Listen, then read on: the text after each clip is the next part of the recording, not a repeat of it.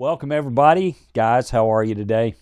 Doing well. Hope Back you in are. action. Good. It's a Monday. Here we are. It is. It is. It's a Yeah. Wednesday out there in Internet world podcast Podcast. land. over on the internet. The internets have us on Wednesday. The internet's, the YouTube. We're on Wednesday. Yeah, but today's Monday here. Good weekend. Jumped into part 3 of our series about the first marriage. Yay. Had some fun with that yesterday. Did you have fun? I had fun. You look like yes. you had fun. I had fun. Good. I did. I'm glad. I believe in having fun. Yes. It's one of the things we do at Upward. Usually we laugh a little bit. Had some on good jokes. Sundays. Had some good jokes in there. Comments about what can I get for a rib? Or constant. It was That's an excited old about that joke. one. I'm surprised anybody laughed at that. That's old as Some the people hills. didn't. Some people had never. Some people did. Third laugh. service in particular did not love that one. They did not laugh at that one like the other ones. Well, No. you know. And they normally respond. There's a lot of responders in that service. Yeah, so they that- were just off their game on the joke front. Well, I mean, It was you- all. It well, was on, it's on them that I they was didn't gonna laugh. say you could Yeah, take that's right. it. You could take it that way. That was or- funny. I don't know what your problem is, guys. Oh, what's wrong with you guys? But that was funny. Yeah. No, you got to bring. I do. I always try to bring my personality into it. You know, I like Yeah. to joke and to laugh, and Mhm. yeah, I think it's good. I think Jesus laughed. I think there'll be laughter in heaven. Merry heart does good like a medicine. There So you we're go. going to give somebody a bit of that medicine. Hopefully, every week when we come to Upward, I like to laugh a little, and we did. But good topic. We jumped into finally Eve coming down the aisle, so to speak. Mm-hmm. God created woman out of Adam's side and brought her to Adam, put Adam in this deep sleep and did the first surgery on him to take his side out. And he created woman out of Adam's side. And then Adam wakes up to see his bride for the first time and utters the first artistic expression in human history, that bone by bone and flesh of my flesh woman, because she's taken out of man, is a poem, and it's a beautiful love poem or a love song. Mhm. And I think it's just so incredible. We talked about how we get God's best when we're at rest, Right. and how we get God's solution when we surrender. But after the rest of God, that's fully trusting Him, and after the surrender of our lives to God, there comes a song, that moment when you say, at last, finally, God has answered my prayer. So, yeah, good verse. Yeah. Totally, yeah. Had a little at last. Yeah. Playing I've in the thought of background. that for years. I love that old Etta James song, At Last. I don't even know the date on that song, 50s, 60s. Somebody I out don't there will I know. didn't see it. It's got to be 50s or 60s. But, yeah, I love that song. And for years, as I read Genesis 2:23, the words are Adam sees Eve and he's at last. And I always heard that. And I guess I just finally got the guts to play it. So Wanted everybody else to hear that as well. if you weren't there, you got to hear inside my head a little bit. Every time I read Adam's expression, I think of Etta James. So we played a little snippet from that yesterday, and that was fun. Yeah. Yeah. Good timing on it too. Great timing on it. Yeah, you were From the back there tech pushing the team. button. The tech team was Well, I pushing wasn't the pushing button. the button. I was around, Yes. but that was good. Great job. Yeah, it was fun. Yeah. So we trying to think of some big questions to ask out of this message, and kind of two popped up. But the first one you just kind of touched on is, what do you think the significance of Eve being taken out of Adam's side? Well, first you did a good. Most people think it was probably just a rib, which I guess maybe it still could have been, but the more literal translation is almost his entire side, which I just thought was interesting. I'd never. Bible Thought about it, like, translation. yeah. Bible translation is so interesting. The Old Testament being almost entirely Hebrew, except a couple little snippets, and then the New Testament being Greek in the original languages. The word there that in Genesis 2 is translated a rib. Oftentimes in biblical interpretation and word studies in particular, what you'll do is you'll take a Hebrew or Greek word, and to translate it, you'll see how that word is used in other places in the Old Testament or New Testament.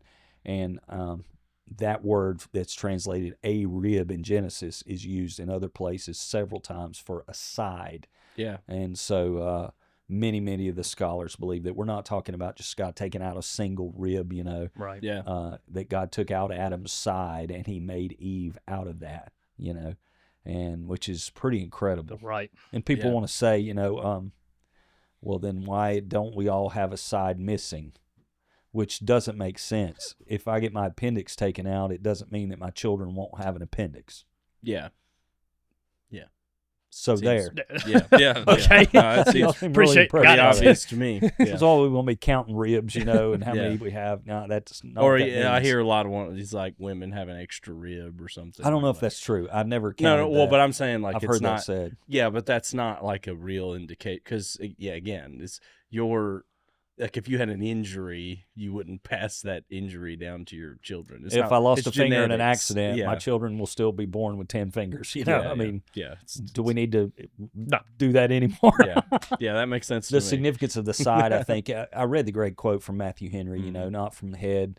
One was taken from a man's head to rule over him, or his feet to be trampled upon, but close to his heart, under his arm, side by side with him. Right. And I think it illustrates the partnership and the intimacy of marriage. I think that's a big part of the side. Mm-hmm. Yeah, you know. yeah, it's interesting too when you like look at anatomy and stuff, like the rib cage kind of being the protector of some of the internal organs of a body. It is huge. Which also relates to what we talked about earlier with women. You compared it to like military reinforcements is the one translation that the Bible uses when it talks about the helper for women. Yeah. That's another illustration Yeah. of Mhm. how a particular word is used somewhere else. Yeah, When exactly. it said Eve is made a helper or a helpmeet in the Mhm. King Yeah. James, that word is used for military reinforcements. So And many also places. for God Himself, He And uses for it God on himself, Himself. Specifically, again I and think again. the Holy Spirit is called that. But that's interesting too. And then I thought it was interesting. I feel like I'd heard that before, like woman being made out of the side. That quote is I've heard that quote before, but I hadn't really thought about when you said it's interesting that like Adam, everything else was like sprung up out of nothing, but woman was actually made from another creation. The earth and the earth light, and all that, God spoke it into existence. And then He made Adam out of the ground. Yes, right? yeah. So man was made out of the earth, Mm-hmm. and then she was made out of man. Yeah. And one of the expressions, when Adam says, "This is bone of my bone and flesh of my flesh," he's saying, she is different from me, but she's made out of the same material that I am. When he woke and saw his wife, he recognized that as a human being. He recognized that was his counterpart. Yeah. And it was one flesh with him. Yeah. He talked about he had just been seeing like elephants and giraffes and Yeah, stuff we like tried to that. just be a little funny with it, but before Adam went to sleep, that's what he was doing. He was Right. seeing elephants and giraffes and everything else. And then he goes to sleep and wakes up, and when he wakes up, he sees his beautiful wife, and he says, "At last." Mhm. Yeah. Yeah. Oh, Any more questions? So Is it the my other- turn to We're a talk? little slow. No. I feel like we're a little dragging a little bit today. We had a Well, I long mean, day. It is Monday yesterday. morning. I had a long day. The other one, we're kind of leading into it right now. The other big question I thought we had was like, why did Adam spot Eve and instantly know that was it? That was his kind. You kind of answered it already with just being made of the same material, and he had been witness. We talked about this last week, but he had been witness to the whole animal kingdom having two parts to kind of a family. There's a Mr. Elephant and a Mrs. Elephant. There is a mystery to, I think, human physical attraction. Yeah. You know what I'm saying? I think there's a mystery to that, because if you ask yourself, when I see our spouse physically, why am I attracted to them? There's just something ingrained in us, put there by our Creator. God knew exactly how to fashion and form the opposite sex for that attraction to take place. You know what I mean? And it's kind of mysterious, but just when Adam saw her, he knew Yeah. that that's her, that's who he wanted. Right. There's the physical aspect of it, that God created us to be physically attracted to each other. But there's also Adam and Eve. You got to remember this: when they were created, they were alive spiritually in a way that their descendants were not.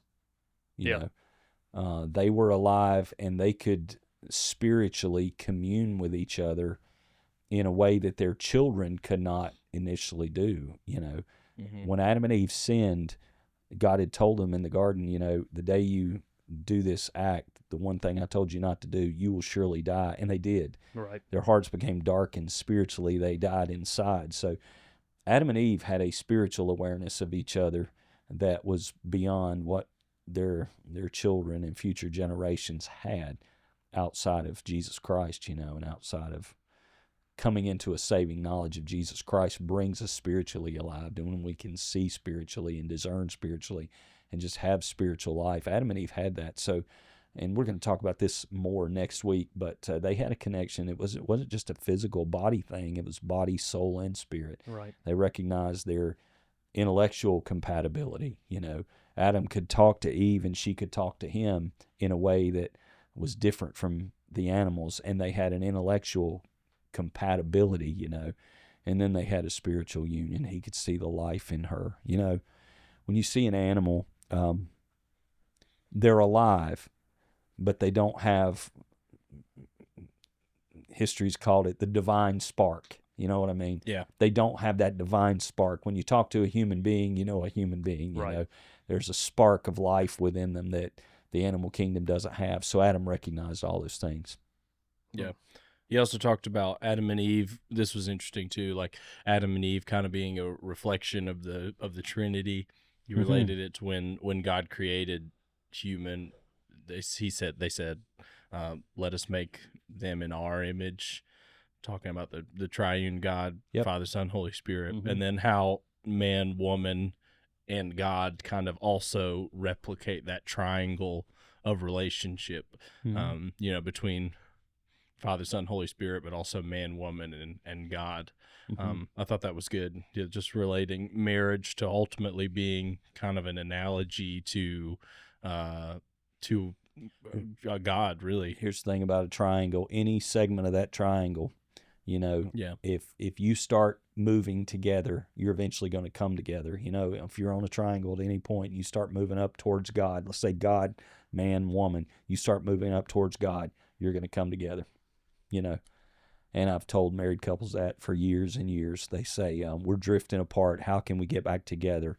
And it's like they try, you try to reconcile things. You try to figure things out. You try to work out your differences. Man, and it's so hard to do that. And you can't do it without God being the focus of it all. And I've said this many times over the years. If both of you will focus on getting close to Jesus, he will bring your path back together. Yeah.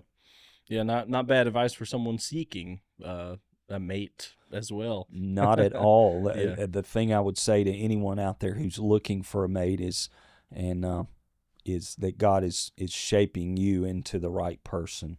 And you're always looking for the right person, and what you need to focus is on God making you into the right person and preparing you for that person, and being patient, not just jumping at the first thing that comes along, not just jumping on something, an opportunity because they're available, but just waiting on God to bring that person who you are compatible with, body, soul, and spirit. Yep. Totally. Well, it's been good, guys. Another podcast down. We'll be back next week. We're going to end this series next week talking about, it says, for this reason a man shall leave his father and mother and cleave to his wife, and the man and woman were both naked and they were not ashamed. So that'll be fun. That'll be interesting.